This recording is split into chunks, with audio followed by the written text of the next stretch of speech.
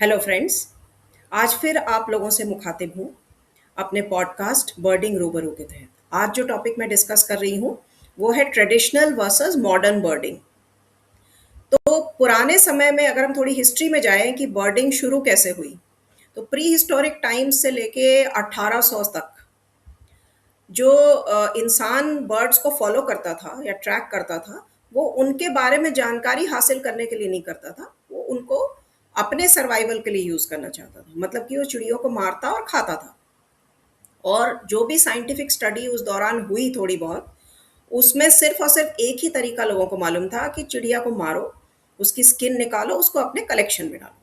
लेकिन 1800s में ही एक टाइम ऐसा आया जब इतनी ज़्यादा मात्रा में चिड़ियों को मार दिया गया, केवल उनके पंख इकट्ठा करने के लिए, जो कि डेकोरेटिव पर्पस के लिए यूज़ किए जाने थे।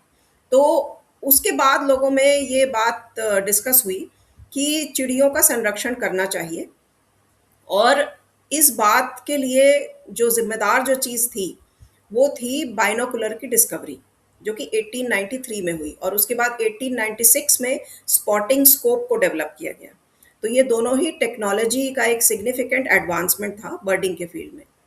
1902 में एक किताब लिखी गई, जिसके राइटर एक इंग्लिश नेचुरलिस्ट थे, उनका नाम था एडमंड सिलोस, और उस किताब का नाम था बर्ड वॉचिंग। तो ये जो टर्म बर्ड वॉचिंग हम आज यूज़ करते हैं इतना फ्रीली, ये सबसे पहली बार 1902 में इस किताब में इस्तेमाल हुआ था। सबसे पहली बार उसको बर्ड वॉचिंग पहली बार एडमंड सिलॉस ने बोला। इसके बाद धीरे धीरे टेक्नोलॉजी डेवलप होती गई और बाद में इंटरनेट आ गया। और जो आज हमारे पास बेहतरीन कैमराज हैं, डिवाइसेस हैं, उससे बर्ड वॉचिंग और एडवांस हो गई है। लेकिन जो पुरानी टेक्निक्स हैं बर्ड वॉचिंग की, जो ट्रेडिशनल बर्ड वॉचिंग जिसको कहते हैं, आज भी उसकी टेक्निक्स वैलिड हैं। सिर्फ जो हमारा गियर है, जो इक्विपमेंट है, और जो हमें इंटरनेट का और टेक्नोलॉजी का सपोर्ट मिला है, केवल वो नया एडिशन है जिसकी वजह से डॉक्यूमेंटेशन आसान हो गया है। बाकी जो टेक्निक बर्ड वॉचिंग की है, वो अभी मॉडर्न बर्ड वॉचिंग में भी वही है जो ट्रेडिशनल समय में हुआ करती थी। तो पुराने समय के हिसाब से अगर हम चलें, तो सबसे पहली चीज़ जो बर्ड वॉचिंग के लिए इम्पोर्टेंट थी, जो आज भी इम्पोर्टेंट है, वो है पेशेंस। मतलब आपको धैर्य रख के एक जगह पर बैठने की क्षमता होनी चाहिए, आपको वो डेवलप करना पड़ेगा। अगर आप बर्ड वॉचिंग सक्सेसफुली करना चाहते हैं, तो आपको पेशेंस डेवलप करने की बहुत ज़रूरत है। किसी भी जगह पर जब आप जाते हैं जहाँ पर चिड़िया का हैबिटेट है, जहाँ आप एक्सपेक्ट कर रहे हैं कि बर्ड्स आएंगी, उस जगह पर पहुंचकर आपको एक कोना पकड़ के बैठना है बस। अब चाहे वो जंगल का किनारा हो, जहाँ पर आप एक सेफ स्पॉट देखें और वहाँ पर बैठ जाएं, अपनी सेफ्टी को देखते हुए। अपने आप को कभी भी किसी भी डेंजर को एक्सपोज नहीं करना चाहिए। ये सभी बर्ड वॉचर्स को मैं कहना चाहती हूँ, क्योंकि बर्ड वॉचर्स अक्सर अपने एंथुजियाज्म में अपने आप को आसपास के डेंजर्स से एक्सपोज कर देते हैं, उसको इग्नोर कर देते हैं, भूल जाते हैं। जैसे कि वाइल्ड एनिमल्स हैं, जो दूसरे वाइल्ड एनिमल्स हैं, उनसे आपको खुद को बचाव करके चलना है।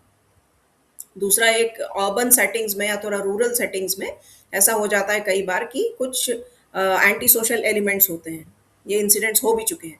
तो अपनी सेफ्टी देखते हुए आपको एक कोना पकड़ना है और वहाँ पर आपको शांति से बैठना है।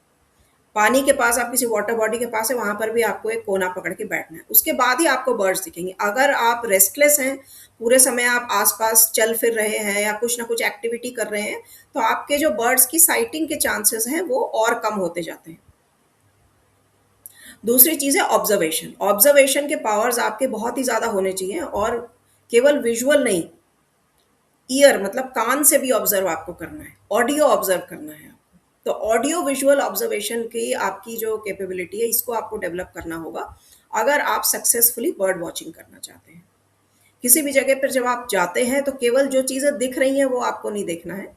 आपको जो सामने दिख रही है चीज़, वो तो आपको आराम से दिख रही है, लेकिन जो आपके आँख के कोनों से आपको कहीं कोई मूवमेंट दिखती है, पत्तों में कोई मूवमेंट, घास में कोई मूवमेंट दिख रही है, कहीं पर कोई चीज़ एक जगह से उछल कर दूसरी जगह पर गई, उस चीज़ को नोटिस करने की जो एबिलिटी है, इसको कहते हैं ऑब्जर्वेशन, विजुअल। और जो हियरिंग का ऑब्जर्वेशन है, वो भी उतना ही इम्पोर्टेंट है। इसमें दो चीज़ें होती हैं, एक डॉन कोरस और एक डस्क कोरस। डॉन कोरस का मतलब ये है कि सुबह सुबह जब सनराइज होने वाला होता है, उस टाइम पे सबसे ज़्यादा चिड़ियों की आवाज़ें आपको सुनाई देती हैं। उस टाइम पे उठकर अगर आप अर्ली मॉर्निंग राइजर नहीं हैं तो आप बर्ड वॉचर नहीं हो सकते, मेरा ये मानना है। और ज़्यादातर बर्डर्स का यही मानना है कि जो इंसान सुबह जल्दी उठ नहीं सकता वो बर्ड वॉचर नहीं हो सकता। सुबह सुबह आपको सूरज के साथ ही उठना है, उससे पहले उठना है, उस जगह पर पहुंच जाना है जहां पर आपको बर्ड्स मिलनी है। और वहां पे केवल उनकी आवाज़ों को सुनिए आप आंखें बंद करके, और उनको आइडेंटिफाई करने की कोशिश कीजिए। बैबलर की आवाज़, मायना की आवाज़, बुलबुल की आवाज़, मैकपाई, ट्री पाई, पीकॉक की आवाज़ है, फ्रैंकोलिन्स की, जंगल फाउल की। ये तो बड़े कॉमन बर्ड्स हैं। इसके अलावा और भी बर्ड्स की आपको आवाज़ें सुनाई देंगी। धीरे धीरे आप आइडेंटिफाई कर पाएंगे। सुबह के टाइम इसलिए बर्ड्स की आवाज़ इतनी ज़्यादा होती है क्योंकि सुबह का जो ये विंडो होता है, इस समय बाकी आवाज़ें नहीं होती हैं। लोग नई जगह होते हैं, तो व्हीकल्स की आवाज़ें, इंसानों की आवाज़ें, बाकी सब चीज़ें कम होती हैं। तो ये बहुत दूर तक अपनी आवाज़ को पहुंचा सकते हैं। खास करके ब्रीडिंग सीजन वगैरह में जब ये मेट्स को बुला रहे हैं, अपने साथियों को बुला रहे हैं, तो इनके लिए एडवांटेज है। और डस्क, जिस समय सूर्यास्त हो रहा होता है, उस समय भी आपको इसी तरह से बहुत ज़्यादा चिड़ियों का कलरव सुनाई देगा। कई बार मैंने अपने वीडियोस में शेयर भी किया है इस चीज़ को, सुबह का भी और शाम का भी। और जब वो सेटल हो रहे होते हैं रात के लिए, तो उस समय भी सारे पक्षियों की आवाज़ें आपको बहुत ज़्यादा सुनाई देती हैं। तो ये इस टाइम को अगर आप, ये जो एक एक घंटे का जो सुबह और शाम का विंडो है, इसको अगर आप पकड़ लेंगे तो आप सक्सेसफुली बर्ड वॉचिंग कर पाएंगे। इसके बाद जो नेक्स्ट चीज़ होती है वो है डॉक्यूमेंटेशन। डॉक्यूमेंटेशन के लिए सबसे पहले आपको चिड़िया को आइडेंटिफाई करना ज़रूरी है। तो आइडेंटिफिकेशन पर मैंने पहले भी 2 वीडियोस बनाए थे 2 पार्ट्स में, techniques for identification of birds. वो उसको मैं अटैच कर दूंगी उन वीडियोस का लिंक इसके डिस्क्रिप्शन में। अगर आपने नहीं देखा है जिन लोगों ने, तो आप उस वीडियो को देख सकते हैं वहाँ पे जाके। उसमें भी मैंने यही पॉइंट्स डिस्क्राइब किए हैं जो मैं अब बोलने वाली हूँ। इसमें सबसे पहला नंबर है बर्ड का साइज और उसकी बॉडी का शेप। तो इस जो जो साइज है पक्षी का, उसको सबसे पहले आपको किसी कॉमन पक्षी के साथ कंपेयर करना है। जैसे आपको कोई ऐसा बर्ड दिख रहा है जिसको कि आपने पहले कभी नहीं देखा, लेकिन आपने मैना को देखा है, आपने बुलबुल को देखा है, आपने पिजन को देखा है, आपने जंगल फाउल को देखा है, ठीक है? तो डव को देखा है आपने। तो आप अपने दिमाग में उस पक्षी के साइज को कंपेयर कीजिए कि ये उसी साइज की है जैसे कि बुलबुल होती है। सपोज आपने बाबेट पहली बार देखा है, तो आप ये सोच सकते हैं अपने दिमाग में कि लगभग लगभग बुलबुल के साइज की ही बर्ड है ये, लेकिन उसके बॉडी का शेप अलग होगा। बुलबुल की जो बॉडी का सिलुएट है वो अलग है और बाबेट का अलग है। तो एक बार जब आप बर्ड्स को बार बार देखने लग जाएंगे, एक ही पक्षी को आप कई बार देखेंगे, तो आप उसकी बॉडी के सिलुएट मतलब शेप को देखकर आप समझ जाएंगे कि ये पक्षी है। उसी तरह चिड़ियों की चाल होती है, जिस तरह से वो चलते हैं उससे भी आप देखकर पहचान जाते हैं कि ये इस तरह का पक्षी है। अगर पिजन है उसकी चाल आपको पता है, बी ईटर है आपको पता है कि वो अचानक से उड़ता है, कीड़े को पकड़ता है, डाल पे आके बैठ जाता है। तो ये ऑब्जर्वेशंस है, जब तक आप ऑब्जर्वेशंस नहीं करेंगे तब तक आप नहीं समझ पाएंगे कि ये बर्ड वॉचिंग कैसे करना है। सबसे पहला पॉइंट हो गया साइज और शेप मतलब बॉडी सिलुएट। दूसरे नंबर पे आता है कलर एंड पैटर्न्स। मेरे वीडियो में भी यही चीजें हैं, दोबारा मैं उसको रिपीट कर रही हूँ यहाँ पर। जो बॉडी कलर होता है बर्ड्स का, वो सबसे स्ट्राइकिंग फीचर होता है। कलर और पैटर्न ये सबसे पहले आपकी आंख में लगती है। वो चीज आंख में जो चीज सबसे पहले लगती है ना, आप उसको याद रखते हैं। इसीलिए एक ब्राइटली कलर्ड स्कारलेट मिनीवेट या लॉन्ग टेल मिनीवेट आपको लंबे समय तक याद रहेगी, लेकिन जो प्रीनिया है या वॉर्बलर है वो आपको याद नहीं रहेगी। दूसरी बार, तीसरी बार, 10वीं बार आप देखेंगे तब शायद आप पहचान पाए कि भाई ये वाली प्रीनिया, ये वाली वॉर्बलर है। लेकिन जो लॉन्ग टेल मिनीवेट या स्कारलेट मिनीवेट को आपने एक बार देख लिया, या बाबेट को या किंगफिशर को आपने एक बार देख लिया, या इंडियन पैराडाइज फ्लाई कैचर को आपने एक बार देख लिया, तो आप उसको कभी नहीं भूलेंगे। जब आप दूसरी बार उसको देखेंगे तो आप इमीडिएटली पहचान जाएंगे कि आपने ये देखा था। इंडियन पिट्टा को आप कभी नहीं भूलेंगे, मोनल को आप नहीं भूलेंगे। लेकिन वो बर्ड्स जिनमें कलरिंग और पैटर्न में कोई खासियत नहीं है, उनको बहुत लंबा समय लगेगा पहचानने में। ये मैं अपने व्यक्तिगत एक्सपीरियंस से भी बता रही हूँ आपको। चौथा पॉइंट जो मोस्ट इंपॉर्टेंट है वो है उसका हैबिटेट। जैसे अगर कोई पक्षी जो पानी के हैबिटेट में रहता है, पानी के आसपास पाया जाता है, उसको अगर आप जंगल में ढूंढ रहे हैं तो आपको कभी नहीं मिलेगा।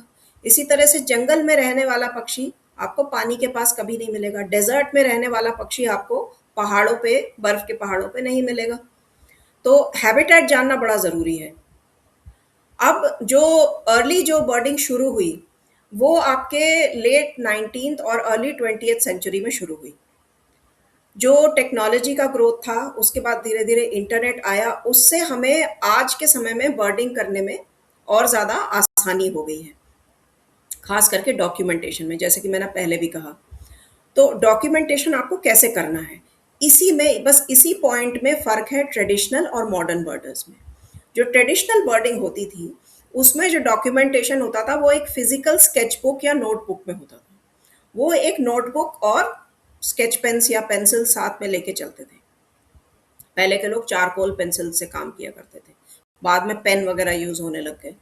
तो स्केच बुक में वो जो भी पक्षी देखते थे, मान लीजिए उन्होंने स्पैरो देखा, तो वो स्पैरो का स्केच बनाते थे। तो जाहिर सी बात है, ये एक मुश्किल चीज़ है, क्योंकि हर कोई स्केचिंग में उतना एप्टीट्यूड होल्ड नहीं करता। दूसरी बात, उस स्केच को किताब से कंपेयर किया जाता था। कहाँ से आपको आइडेंटिफाई करना है ना रिकॉर्डिंग के लिए, तो आइडेंटिफाई आप कैसे करोगे? आपको ये पता चलेगा कि ये स्पैरो है, तब जब आपने अपना बनाया हुआ स्केच एक स्टैंडर्ड टेक्स्ट बुक से कंपेयर करोगे। मतलब आपको टेक्स्ट बुक और नोटबुक दोनों कैरी करना है फील्ड में। पहली बात ये कम्बरसम हो गया। दूसरा, जो आपका टेक्स्ट बुक होता है, बर्डिंग के टेक्स्ट बुक बहुत ही डिटेल्ड होते हैं, तो उसको आप 2 दिन, 4 दिन, 1 हफ्ता, 10 दिन पढ़ सकते हो। लेकिन अगर आपको कंसिस्टेंटली बर्डिंग करना है, तो उसको कंसिस्टेंटली पढ़ने के लिए जो समय और एफर्ट चाहिए, वो हो सकता है आप ना लगा पाओ। तो इस वजह से बहुत सारे लोग जो बर्डिंग करना चाहते थे, नहीं कर पाए, क्योंकि उनको लगा कि ये तो बड़ा ही मुश्किल है, इसके लिए तो ये करना पड़ेगा। लेकिन यहीं पर फर्क है। ट्रेडिशनल बर्डिंग जो लोग एडवोकेट करते थे, उनका ये कहना था कि भाई तुम किताब और ये कॉपी लेकर चलोगे और बर्ड की फोटो बनाओगे, तभी तुम बर्डिंग कर पाओगे। लेकिन मॉडर्न ज़माने में टेक्नोलॉजी और इंटरनेट और जो मॉडर्न गियर आ गया है, इक्विपमेंट आ गया है, उसकी मदद से आपको ये सब करने की ज़रूरत नहीं है। पहले ज़माने में तो चिड़िया को मार के उसको ऑब्जर्व करते थे। क्या अब हम चिड़ियों को मारते हैं? नहीं। हम दूर से उनको ऑब्जर्व कर सकते हैं, क्योंकि बाइनोकुलर का आविष्कार जैसे ही हुआ, हम उसके लिए कैपेबल हो गए।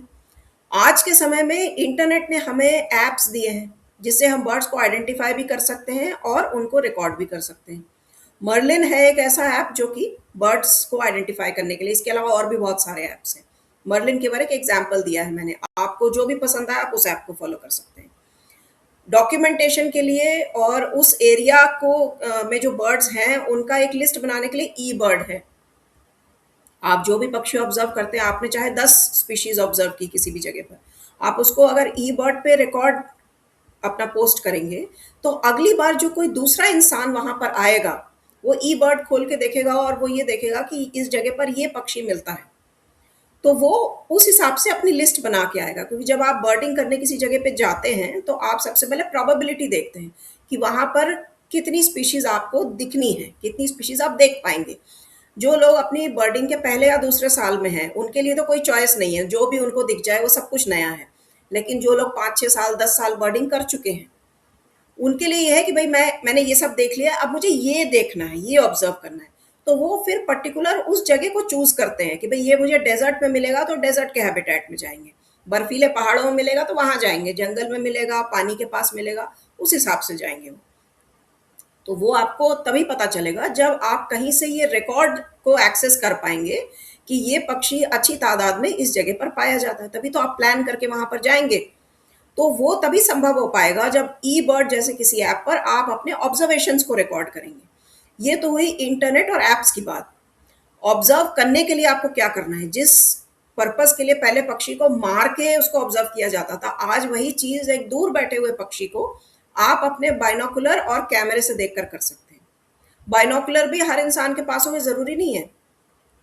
मेरे पास भी बाइनोकुलर नहीं है, मैं 6 साल से बर्डिंग कर रही हूँ, क्योंकि मैं ये काम कैमरे से ही करवाती हूँ।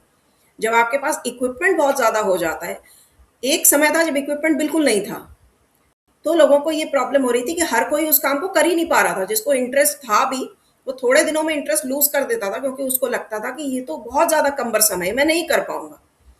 अब ज्यादा इक्विपमेंट होने की वजह से क्या हो गया है कि वो सारे इक्विपमेंट को कैरी करना और उसकी सेफ्टी की चिंता करना, ये कम्बरसम हो गया है। तो मेरी ये सलाह है कि कम से कम इक्विपमेंट को यूज करें। अगर आप एक ही इक्विपमेंट से 2 काम ले सकते हैं तो करिए। अगर आप केवल बाइनोकुलर से ऑब्जर्व करना चाहते हैं, आपको कोई रिकॉर्डिंग नहीं करनी है, तो बाइनोकुलर बेस्ट है। लेकिन अगर आप रिकॉर्डिंग भी करना चाहते हैं, फिर आपको कैमरा यूज़ करना है, तो कैमरे को ही बाइनोकुलर की तरह यूज़ करें। उससे आप मैग्नीफाई करके देख सकते हैं कि कौन सा पक्षी है, क्या कर रहा है, उसकी एक्टिविटी को रिकॉर्ड करें, उसके स्टिल फोटोज रिकॉर्ड करें, जैसी आपकी मर्जी। अब तो फ़ोन के कैमरे भी इतने अच्छे आ गए हैं कि आपका जो फ़ोन है वो फ़ोन का भी काम करता है और कैमरे का भी काम करता है। तो गियर बहुत ज़्यादा होने की वजह से अपने आप को केवल गियर को सँभालते रहने से डिस्ट्रैक्ट करने की ज़रूरत नहीं है। आप उतना ही सामान लेकर जाएँ जिससे कि आप सामान की चिंता करते हुए बर्डिंग से डिस्ट्रैक्ट ना हो। आपका मेन एम तो बर्डिंग है ना। तो सामान आप बहुत ज़्यादा लेके जाएँगे तो आप हमेशा डिस्ट्रैक्टेड रहेंगे और वो सारा स्टफ़ आप यूज़ भी नहीं कर पाएँगे कभी भी। अब आती है किताब की बात कि पहले के लोग तो स्केच बुक में पिक्चर बना के और किताब से कंपेयर करके जान लेते थे कि भई ये स्पैरो की ये वाली स्पीशीज़ है। लेकिन अब हम ना तो टेक्स्ट बुक लेके जा रहे हैं, ना ही स्केच बुक लेके जा रहे हैं। हमने रिकॉर्डिंग तो कर ली अपने कैमरे से या फिर अपने फ़ोन कैमरे से या जिस भी इक्विपमेंट से आपने बाइनोकुलर से देखा, उससे आपने पहचान लिया कि भई ये है। उसको आप कंपेयर किससे करोगे? उसके लिए फील्ड गाइड्स हैं। फील्ड गाइड्स भी ऐप के फॉर्मेट में आ गई हैं। जैसे एक है ऑडोबॉन फील्ड गाइड। तो ये फील्ड गाइड्स में उस एरिया में या तो एरिया वाइज डिस्ट्रीब्यूटेड होते हैं कि इस एरिया में पाए जाने वाले बर्ड्स का उसमें डिस्क्रिप्शन होता है पूरा। उनकी फ़ोटोज़ बनी होती हैं, बर्ड्स की जो कैसे कैरेक्टरिस्टिक फीचर्स हैं, उसकी बॉडी कैसी है, उस पर आपको कंपैरिजन मिल जाएगा। तो आपने जो रिकॉर्ड किया उसको आप उस फील्ड गाइड से, जो कि अब डिजिटल फॉर्म में अवेलेबल है। पहले वो टेक्स्ट बुक होती थी जो आपको कैरी करनी पड़ती थी, इसलिए आपको वो भारी लगती थी और आपने थोड़े ही दिनों में बर्डिंग छोड़ दी। लेकिन छोड़ने की ज़रूरत नहीं है।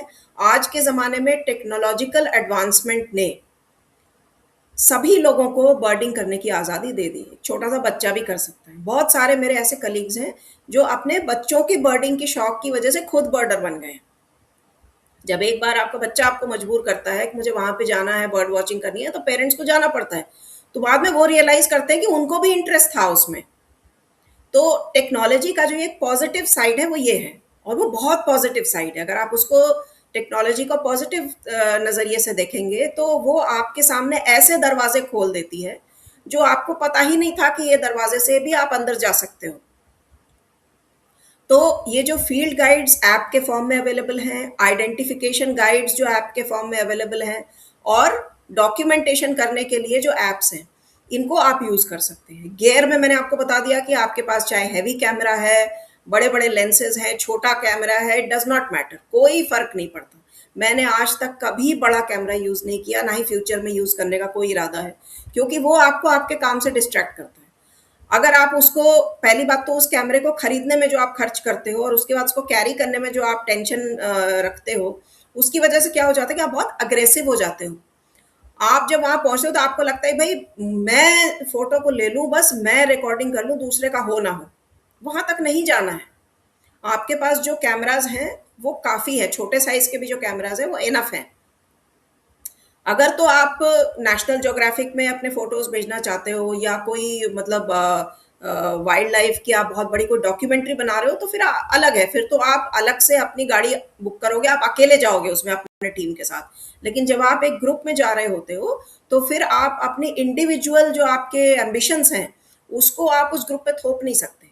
लेकिन वो इनडायरेक्टली हो जाता है। मैंने ऑब्ज़र्व किया है ऐसे लोगों को जिनके पास जो बड़े कैमरेज़ होते हैं, वो बहुत एंग्ज़ियस होते हैं कि नहीं हमें पहले लेना है क्योंकि उन्होंने जो वो इन्वेस्ट किया है उसमें, जो उसको कैरी करके लाए हैं और उनकी जो एक एंग्ज़ायटी होती है कि भई हमारी फ़ोटो सबसे अच्छी आनी चाहिए, तो वो उस वजह से दूसरों को डिस्टर्ब कर देते हैं कई बार। ऐसा आपको बिल्कुल नहीं करना है क्योंकि ग्रुप में अगर आप बर्डिंग करते हैं या तो आप इंडिविजुअल बर्डिंग करें। एक गाइड को पकड़ें, अकेले जाएँ, पूरा खर्चा खुद उठाएँ, वो भी आपको नहीं करना है। आपको जाना ग्रुप में है जिससे आपका खर्चा डिवाइड हो जाए। तो फिर ग्रुप की सबकी जो रिक्वायरमेंट्स हैं उसको साथ लेके चलना होगा। तो उसके लिए बेस्ट है कि आप अपने एम्बिशंस को कम लेवल पे रखें। अपना जो एकमात्र लक्ष्य है वो बर्डिंग रखें। क्योंकि मुझे पक्षी को देखना है, आइडेंटिफ़ाई करना है, एप्रिशिएट करना है, इसके बारे में जानना है। फ़ोटो, वीडियो आपकी जितनी भी आ जाए वो काफ़ी है। तो गियर और इक्विपमेंट का आपको सही इस्तेमाल करना है, ऐप्स का, टेक्नोलॉजी का, इंटरनेट का आपको सही इस्तेमाल करना है। तो ट्रेडिशनल बर्डिंग और मॉडर्न बर्डिंग, इसमें जो फ़र्क है ये मैंने आपको बता दिया है। अब जो मेरी अपील है सारे बर्ड वॉचर्स से, जो कि हर पॉडकास्ट के एंड में मैं यही कहती हूँ कि ई बर्ड भी सिटीजन साइंस का ही एक हिस्सा है।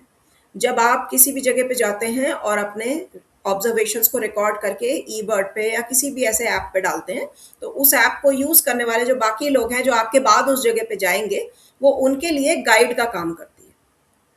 तो सिटीजन साइंस इसको इसीलिए तो कहा गया है क्योंकि आप कम्युनिटी में अपना रोल प्ले कर रहे हैं। जैसे कि आप अगर एक 100 फ्लैट्स का एक नेबरहुड है, उसमें अगर एक भी फ्लैट वाला ऐसा होगा जो अपने कूड़े को सड़क पे फेंक देगा या अपनी गाड़ी गलत जगह पार्क कर देगा या पानी वेस्ट करेगा, तो पूरी कम्युनिटी को प्रॉब्लम होगी। और हर कोई अगर व्यवस्थित तरीके से चलेगा तो पूरी कम्युनिटी अच्छी तरीके से सरवाइव कर पाएगी। उसी तरह से जब आप बर्डिंग के लिए जाते हैं, एक बंदे का एक छोटा सा भी जो कंट्रीब्यूशन है वो दूसरों के काम आता है। तो इसलिए सिटीजन साइंस का हिस्सा हमेशा बने। जो मॉडर्न टेक्नोलॉजी आई है, जो मॉडर्न गियर आया है, बिना उसको ओवर यूज किए उसका ऑप्टिमल यूज करें। उतना ही सामान अपने साथ ले जाएं जितना कि आप संभाल सकते हैं। आपका जो बहुत एक्सपेंसिव इक्विपमेंट है, अगर आप ऐसी जगह पे जा रहे हैं जहाँ पे सेफ्टी नहीं है, आपको लगता है यहाँ पे बहुत बारिश होगी, रास्ते स्लिपरी हैं, कहीं गिर जाए, टूट जाए, आप उसको लेके नहीं जाइए वहाँ पे, क्योंकि कोई फायदा नहीं है, आपका नुकसान होगा, उसके बाद आप डिप्रेशन में जाएंगे, आप परेशान होंगे। उतना ही इक्विपमेंट ले जाएं जिसको आप संभाल सकते हैं, जो आपके काम आएगा। और हमेशा अपने फेलो बर्डर्स की रिस्पेक्ट करें। अगर आप ग्रुप में गए हैं बर्डिंग के लिए, दूसरे लोगों की जो इच्छा है या दूसरे लोगों की भी जो रिक्वायरमेंट्स है, उसको हमेशा साथ लेकर चलें। और सबसे इम्पॉर्टेंट बात जो मैंने अपने कॉल प्लेबैक वाले वीडियो में भी कहा था, वो ये है कि बर्ड्स को बिल्कुल भी डिस्टर्ब ना करें। आपकी बर्डिंग एक्टिविटी की वजह से वो डिस्टर्ब नहीं होने चाहिए। इसके अलावा एक और बहुत महत्वपूर्ण पॉइंट है, वो ये है कि जब आप किसी भी जगह में बर्डिंग करने जाते हैं, उस जगह की जो बर्ड्स होती हैं उनके साथ अटैच कोई लोकल लेजेंड होता है, कोई लोर होता है। उसका एक एग्जाम्पल मैं आपको देती हूँ। जैसे ब्लैक हुडेड ओरियोल है। ब्लैक हुडेड ओरियोल को बंगाली में बेने बहू बोलते हैं। मतलब ये कि बनिए की घर की बहू। तो उसका जो सर काले रंग का है और बॉडी पीले रंग की है। तो इसके पीछे लेजेंड ये है कि ये पिछले लाइफ में एक बहू थी, बनिए के घर में इसकी शादी हुई थी और ये सारा दिन किचन में इसको डाल दिया गया था। तो इस वजह से उसकी जो सफ़ेद रंग की साड़ी थी उस पे पूरी हल्दी के निशान पड़ गए थे, जिसकी वजह से आज उसकी बॉडी पीली है। अब एक दिन क्या हुआ कि उसकी जो सास थी उससे नाराज हो गई किसी बात से, और उसने जो खाना बनाने का बर्तन था जिसका कि निचला हिस्सा पूरा कालिक से पुता हुआ था, उसको इसके सर पे दे मारा और उससे इसकी मौत हो गई। और अगली लाइफ में जब ये पैदा हुई तो इसके सर का हिस्सा पूरा काला रह गया, क्योंकि सर पे वो काले रंग के बर्तन से मारा गया था और जो बॉडी है वो पूरी पीली रंग की है। तो ये ब्लैक हुडेड ओरियोल की स्टोरी है। तो जब आप लेजेंड को सुनते हैं तो उस पक्षी का जो पूरा अपीयरेंस है और उस पक्षी का जो पूरा जो उसका डिस्क्रिप्शन है वो आपके दिमाग में बैठ जाता है, फिट हो जाता है। आप कभी उसको भूलेंगे नहीं, क्योंकि उससे अटैच वो कहानी आपने सुन ली है।